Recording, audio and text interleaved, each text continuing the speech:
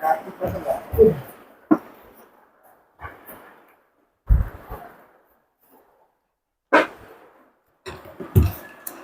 প্রত্যেকে ইম্মানুয়েল, যদিও বা বৃষ্টি, কিন্তু প্রভু আমাদেরকে সুরক্ষা দিয়েছেন। যথাসময়ে তিনি তার আরাধনা প্রশংসার মধ্য দিয়ে আজকে দিনটি শুরু করার সুন্দর একটা সুযোগ আমাদেরকে দিয়েছেন। আমরা তার গৌরব প্রশংসা আরাধনা করেছি। আমরা এখন বাক্য শ্রবণ করব। বাক্য শ্রবণের পূর্বে আমরা একটা বিষয় দেখব। আমরা প্রত্যেকেই সেই চাকরির সার্কুলার দেখেছি না? আমরা কোনো না কোনোভাবে দেখা যায় যে আমাদের শিক্ষা জীবন শেষ করে অথবা শিক্ষা জীবনের মাঝামাঝি সময় আমরা বিভিন্ন ভাবে প্রস্তুতি নিয়ে থাকি, সেই চাকরির প্রস্তুতি, এবং আমরা চাকরির সার্কুলারগুলো দেখে থাকি যে আসলে আমার যে যোগ্যতা রয়েছে সেই যোগ্যতা অনুযায়ী সেই সার্কুলার বা সেই চাকরিগুলো কি হতে পারে। অনেক সময় এই চাকরির সার্কুলার দেখতে কয়েকটা ক্যাটাগরি থাকে। বিশেষ করে দেখা যায় যে সেই শিক্ষাগত যোগ্যতা, তার সেই বয়স এবং অভিজ্ঞতা, এই তিনটা ক্যাটাগরি অবশ্যই মাস্ট প্রয়োজন হয়। এক এক চাকরির ক্ষেত্রে এক এক রকম। যদি আপনি কোনো সেই ব্যাংকে অথবা সরকারি কোনো চাকরি করতে যান, ভালো চাকরি, সেক্ষেত্রে দেখা যাবে বয়সের একটা কোটা থাকে, শিক্ষার একটা বিষয় থাকে, এবং শেষে এক্সপিরিয়েন্স অর্থাৎ অভিজ্ঞতার একটা বিষয় থাকে। এই বিষয়গুলো বিশেষ করে অভিজ্ঞতার যে বিষয়টি রাখে, সেই বিষয়টি রাখে এজন্যই যেন তাদের যে এমপ্লয় নিয়োগ দিবে সেক্ষেত্রে যে কাজ তাদের, সেই কাজের জন্য আবার তাকে অতিরিক্তভাবে অর্থাৎ প্রশিক্ষণ দেওয়ার যে একটা সময় লাগে, 1 মাস 2 মাস বা 15 দিন 10 দিন, এই প্রশিক্ষণ দিতে তার পেছনে একটা ব্যয় রয়েছে, এবং তাকে শিক্ষা দিয়ে তারপরে তার জায়গায় দিতে হয়। এর পেছনে একটা সময় ব্যয় হয়। তা অনেক ক্ষেত্রে কিছু কিছু কোম্পানি, কিছু কিছু প্রতিষ্ঠান তারা সরাসরি এই সমস্ত অভিজ্ঞ লোকদেরকে সরাসরি নিয়োগ দেয়, যাতে তাদের কাজটা সুন্দরভাবে মজবুত এবং ভালো হয়। এই বিষয়গুলো তারা প্রাধান্য দিয়ে থাকে। আসুন আমরা একটি শাস্ত্রপাঠ দেখি। প্রথম বংশাবলী 28 অধ্যায় 9 পদ। প্রথম বংশাবলী 28 অধ্যায় 9 পদ পাঠ করছি। আর হে আমার পুত্র সলোমন, তুমি আপন পিতা ঈশ্বরকে জ্ঞাত হও এবং একাগ্র অন্তঃকরণে ও ইচ্ছুক মনে তাহার সেবা করো, কেননা সদাপ্রভু সমস্ত অন্তঃকরণে অনুসন্ধান করেন ও চিন্তার সমস্ত কল্পনা বুঝেন। তুমি যদি তাহার অন্বেষণ করো তবে তিনি তোমাকে আপন উদ্দেশ্য পাইতে দিবেন, কিন্তু যদি তাহাকে ত্যাগ করো তবে তিনি তোমাকে চিরকালের জন্য দূর করিবেন। আমেন। ইহাই প্রভুর বাক্য। প্রভুর বাক্যের জয় হোক। আসুন আমরা প্রার্থনা করি। জীবন্ত পিতা পরমেশ্বর, তোমার ধন্যবাদ, তোমার প্রশংসা গৌরব করি প্রভুগো, যে তুমি আমাদেরকে তোমার জীবন্ত বাক্য দিয়েছো। এই বাক্য বোঝার মতো শক্তি, ক্ষমতা, জ্ঞান, বুদ্ধি, প্রজ্ঞা দান করো, যেন বক্তা শ্রোতা উভয়ে প্রভু সেই তোমার বাক্যের যে আশীর্বাদ রয়েছে তা আমাদের জীবনে যেন সেই আশীর্বাদ আমরা পেতে পারি। তুমি সেই আশীর্বাদ আমাদের প্রত্যেকের জীবনে দান করো। এই প্রার্থনা একমাত্র ত্রাণদাতা মুক্তা প্রভু খ্রিস্ট কেবল তোমার পবিত্র নামে চাইলাম, শ্রবণ ও গ্রাহ্য করো। আমেন। এইখানে আমরা পবিত্র শাস্ত্রে যে বিষয়টি দেখতে পাচ্ছি, এখানে রাজা দাউদ তার পুত্র সলোমন এবং প্রজাদেরকে তিনি সেই উপদেশ দিচ্ছেন। এমন একটা সময় তিনি তার পুত্র এবং তার সেই প্রজাদেরকে উপদেশ দিচ্ছেন, যে সময়টা আমরা যদি দেখি, তার পুত্রকে শিক্ষা দেওয়ার। এখানে বলতেছেন যে তুমি এই বিষয়গুলো শিক্ষা গ্রহণ করো। তুমি তোমার ঈশ্বর, আমি অর্থাৎ দাউদের যে ঈশ্বর, জীবন্ত ঈশ্বর, সেই ঈশ্বরকে কিভাবে সেবা করতে হবে, কিভাবে তার আরাধনা করতে হবে, কিভাবে প্রশংসা করতে হবে, এই বিষয়গুলো তাকে শিক্ষা দিচ্ছেন বা তাকে উপদেশ দিচ্ছেন, যেন সেই সঠিক ঈশ্বরকে সে সঠিকভাবে ধরে রাখতে পারে, তার জীবনে যেন সেই কোনো রকম ঈশ্বরের সেই ক্রোধ নেমে না আসে, যেন সেই যে সেবা অর্থাৎ জীবন্ত ঈশ্বরের যেভাবে সেবা করতে হয় সেই বিষয়গুলো তিনি সমস্ত কিছু পুঙ্খানুপুঙ্খভাবে বুঝিয়ে দিচ্ছেন। এবং এটাও বলতেছেন যে যদি তুমি তাকে তিনি সমস্ত অন্তঃকরণ, সমস্ত পরিকল্পনা, সমস্ত চিন্তা, এই সমস্ত কিছু তিনি জানেন। যদি তুমি তাকে সেবা করো তবে তোমাকে অবশ্যই ঈশ্বর আরো পাইতে দিবেন, তার উদ্দেশ্য সকল তুমি জ্ঞাত হবে। কিন্তু যদি তুমি তার থেকে দূরে যাও তবে তোমাকে ত্যাগ করিবেন। এই সমস্ত শিক্ষা আজকে দাউদ তার পুত্র সলোমনকে দিচ্ছেন। এখানে ঈশ্বর সমস্ত কিছু চিন্তা এবং অনুসন্ধান করেন, এই বিষয়গুলো তিনি তাকে শিক্ষা দিচ্ছেন। এবং আমরা যদি দেখি এখানে উপদেশ দিচ্ছেন তার পুত্র এবং তার প্রজাদেরকে।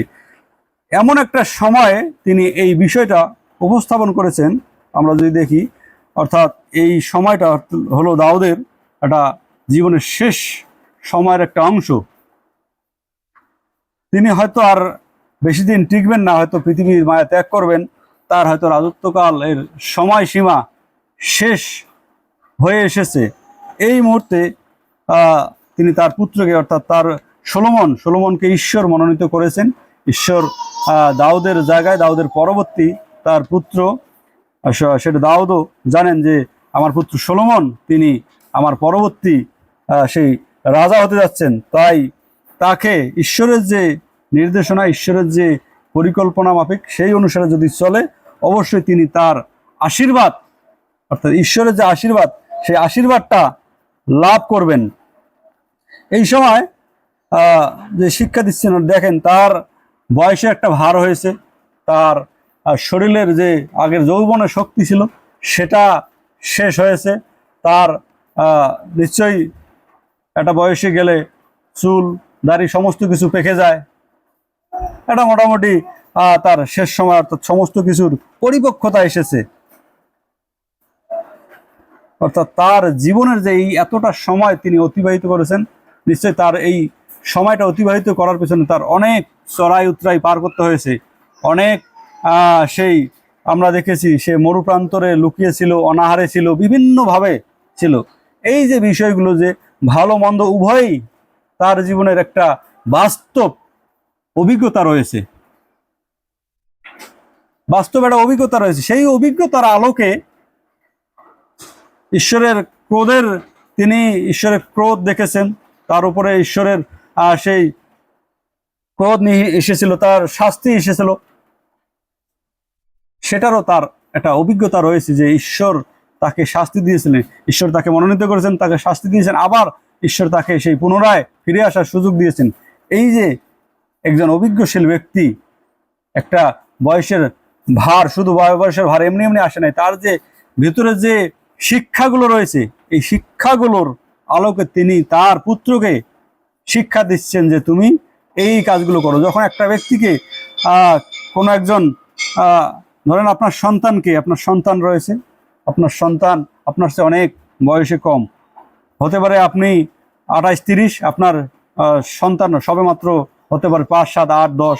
তার এই বয়সে অনেক সে ভুল করবে, সে যেন ভুলগুলো না করে, আপনি তার পূর্বে পৃথিবীতে এসেছিলেন, পৃথিবী সম্পর্কে আপনার অভিজ্ঞতা ভালো রয়েছে, কোন বিষয়ে কি সমস্যা, কোনটা ভালো কোনটা মন্দ, এই বিষয়গুলোর আপনার অভিজ্ঞতা রয়েছে। যখন আপনি আপনার সন্তানকে এই শিক্ষাগুলো দিবেন তখন ভুল হওয়ার আশঙ্কা তার জীবনে কম থাকবে এবং সঠিক কাজটি করার তার প্রবণতা বেশি থাকবে। সে অটোমেটিক তখন মনে করবে যে আমার পিতা আমাকে এটা শিক্ষা দিয়েছিলেন, এটা অন্যায়, এটা ন্যায়, এটা ভুল, এটা ঠিক। একইভাবে যদি আমরা আমাদের ব্যক্তিগত জীবনে সেই অভিজ্ঞতা, অর্থাৎ যে অভিজ্ঞতাগুলো আমাদের জীবনে রয়েছে সেই অভিজ্ঞতার আলোকে যদি আমরা আমাদের সমাজকে সাজাতে পারি, আমাদের পরিবারকে এই শিক্ষাগুলো দিতে পারি, তাহলে ভুল হওয়ার নিশ্চয়তা কম থাকবে। এবং যে সময়টা ব্যয় হবে, একটা হ্যাঁ সে অবশ্যই একটা সময় যায় শিখবে, কিন্তু এই সময়টা একটা ব্যয় হয়ে যাবে যেটা কিনা বৃথা চলে যাবে। তা আগে থেকে যদি তাকে সঠিক শিক্ষাটি দেওয়া যায় তাহলে সে জীবনে আরো উন্নতি লাভ করবে। দেখেন এখানে দাউদকে ঈশ্বর ত্যাগ করেছিলেন, এই যে তার যে বাস্তব অভিজ্ঞতাগুলো রয়েছে দাউদের জীবনে। তিনি পাপ করেছেন, ঈশ্বর তাকে শাস্তি দিয়েছেন এবং ঈশ্বর তাকে আবার কোলে তুলে নিয়েছেন। এই যে সেই অভিজ্ঞতাগুলো, এগুলো দাউদের রয়েছে। আজকে তাই জীবনের একটা শেষ সময় এসে দাউদ তার পুত্রকে সলোমনকে শিক্ষা দিচ্ছেন, হে আমার পুত্র, তুমি এই এই বিষয়গুলো করো। ঈশ্বর অন্তঃকরণ দেখেন, ঈশ্বর মানুষের চিন্তা বোঝেন। তুমি তার সেবা করো, তুমি তোমার পিতার ঈশ্বরকে সেবা করো, সেই ঈশ্বর জীবন্ত ঈশ্বর, তুমি সেই ঈশ্বরের সেবা করো, কেননা আমি সেই ঈশ্বরের সেবা করেছি। আমরা যদি দেখি সেই শিক্ষা, দাউদের যে শিক্ষা, সেটি কি সলোমন গ্রহণ করেছিলেন? হ্যাঁ, সলোমন সেটি গ্রহণ করেছিলেন, কেননা তার পরবর্তী তার একটা আকাঙ্ক্ষা ছিল দাউদের যে তিনি মন্দির নির্মাণ করবেন, কিন্তু ঈশ্বর তাকে সেটি করতে দেন নাই। কেন করতে দেন নাই? তার পাপ ছিল, তার রক্তের দাগ ছিল। ঈশ্বর বলেছেন যে তোমার হাতে রক্তের দাগ লেগে রয়েছে। এই জন্য তাকে ঈশ্বর সেদিন মন্দির নির্মাণ করতে দেননি। তার ভিতরে একটা লুকিয়ে রাখা চাপা কান্না ছিল, তার পুত্র করবে, হ্যাঁ সেটি মন্দ নয়, কিন্তু তার নিজের একটা আকাঙ্ক্ষা ছিল ঈশ্বরের প্রতি। ঈশ্বরের মনের মতো লোক দাউদকে বলা হয়।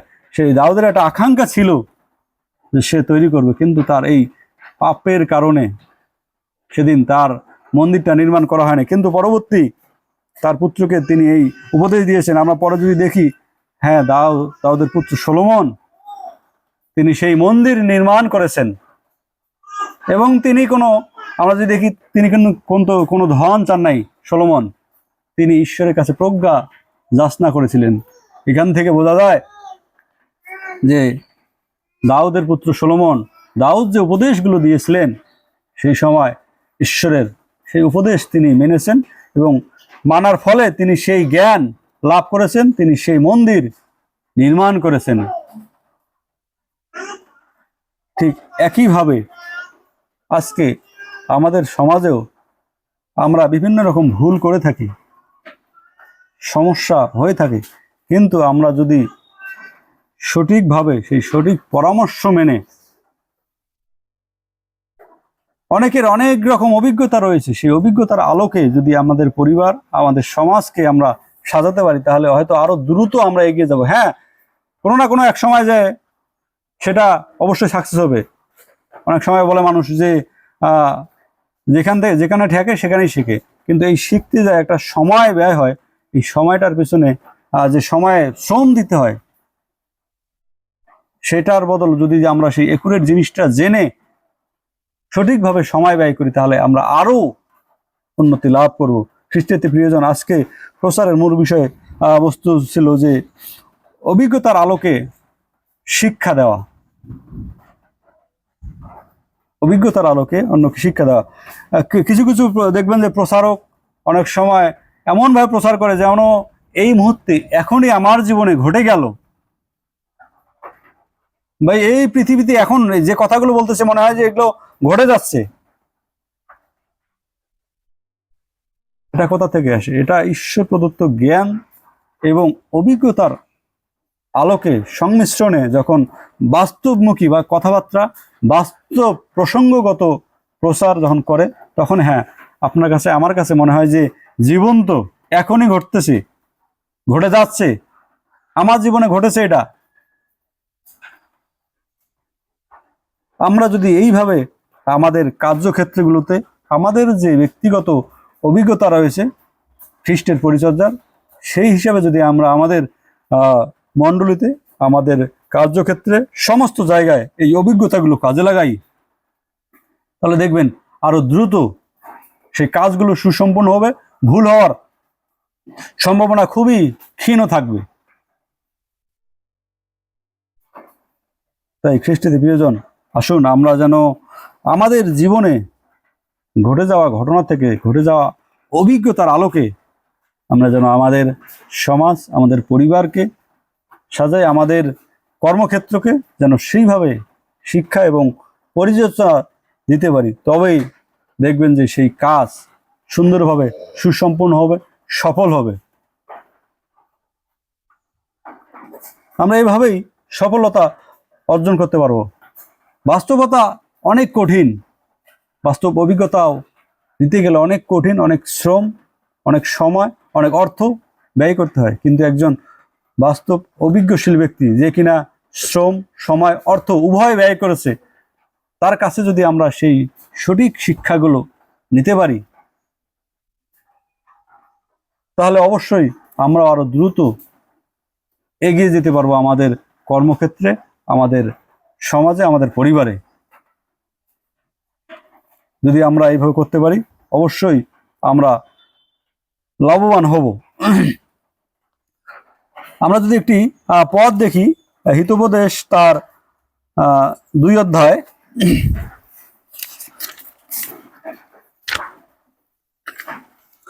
হিতোপদেশ তার 2 অধ্যায়ে 1 থেকে 6 পদের আলোকে এখানে যদি আমরা পাঠ করি একটু। বৎস, তুমি আমার কথা সকল গ্রহণ করো, যদি আমার আজ্ঞা সকল তোমার কাছে সঞ্চয় করো, যদি প্রজ্ঞার দিকে কর্ণপাত করো, যদি বুদ্ধিতে মনোনিবেশ করো, যদি সুবিবেচনাকে আহ্বান করো, যদি বুদ্ধির জন্য উচ্চ স্বরে মিনতি করো, যদি রৌপ্যের ন্যায় তাহার অন্বেষণ করো, গুপ্ত ধনের ন্যায় তাহার অনুসন্ধান করো, তবে সদাপ্রভুর ভয় বুঝিতে পারিবে, ঈশ্বর বিষয়ক জ্ঞান প্রাপ্ত হইবে। এখানে দেখেন পরবর্তী সলোমন এই যে কথাগুলো লিখেছেন, এগুলো তার বাস্তব অভিজ্ঞতার আলোকে তিনি শিক্ষা দিয়ে গেছেন। আজকে এই শিক্ষা আমরা গ্রহণ করি।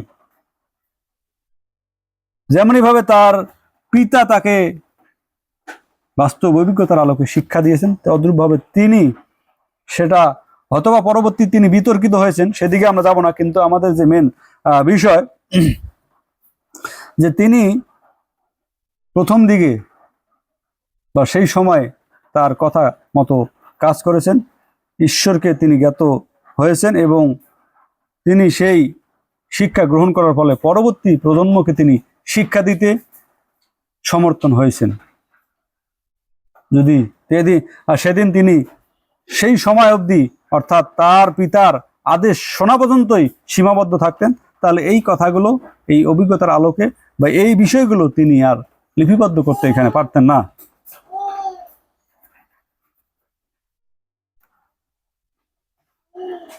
তাই খ্রিস্টতে প্রিয়জন, আসুন আমরা যেন আমাদের সমাজকে, আমাদের পরিবারকে, আমাদের নিজেদের জীবনকে, আমাদের ভিতরে যে অভিজ্ঞতাগুলো রয়েছে, আমরা যে অভিজ্ঞতাগুলো গ্রহণ করতেছি অভিজ্ঞ ব্যক্তিদের কাছ থেকে, পবিত্র শাস্ত্র থেকে, যেন আমরা তা বাস্তবে কাজে লাগাই। বাস্তব জীবনে যখন আমরা প্রয়োগ করব, আমাদের বাস্তব জীবন দ্বারা, উদাহরণ দ্বারা যদি আমরা কন্যাকে বোঝাতে সমর্থ হই, তবে তারা অতি দ্রুতই সেই উন্নতি লাভ করবে। আমরা দেখেছি আমাদের যখন আমরা সেই আমরা উত্তরায় থিওলজি করলাম, আমাদের লিসার সবসময় বাস্তব উদাহরণ প্রয়োগ করতো। ধরো আজকে তিনি নারায়ণগঞ্জ থেকে উত্তরা আসলেন, সেই সময় যদি ঘটনা ঘটে যায় এবং সেই সময় যদি তার প্রচারের প্রসঙ্গ থাকে, তিনি সেই উদাহরণটা সেটি দেন। মনে হয় একবারে জীবন্ত একটা বিষয়। এই বিষয়গুলো বেশি কার্যকরী হয়। আমরা যেন সেভাবেই কার্যকরী হই। ঈশ্বর যেন সেই আশীর্বাদ আমাদেরকে দান করেন।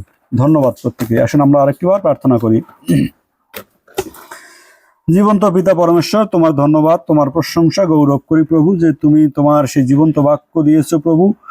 দাউদ তার পুত্রকে সেই তার ব্যক্তিগত জীবনের অভিজ্ঞতার আলোকে শিক্ষা দিয়েছেন, সেই শিক্ষা সলোমন গ্রহণ করেছেন এবং পরবর্তী প্রজন্মকে তিনি শিক্ষা দিয়ে গিয়েছেন প্রভু, যা আমরা সেই বাইবেলে দেখতে পারি প্রভু। তুমি আমাদেরকে সাহায্য দান করো, যেন আমরাও যেন প্রভু আমাদের জীবনে ঘটে যাওয়া বাস্তব অভিজ্ঞতার আলোকে আমরা অন্যকে শিক্ষা দিতে পারি।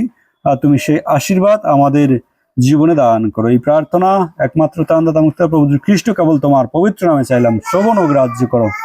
আমেন। ধন্যবাদ প্রত্যেকে।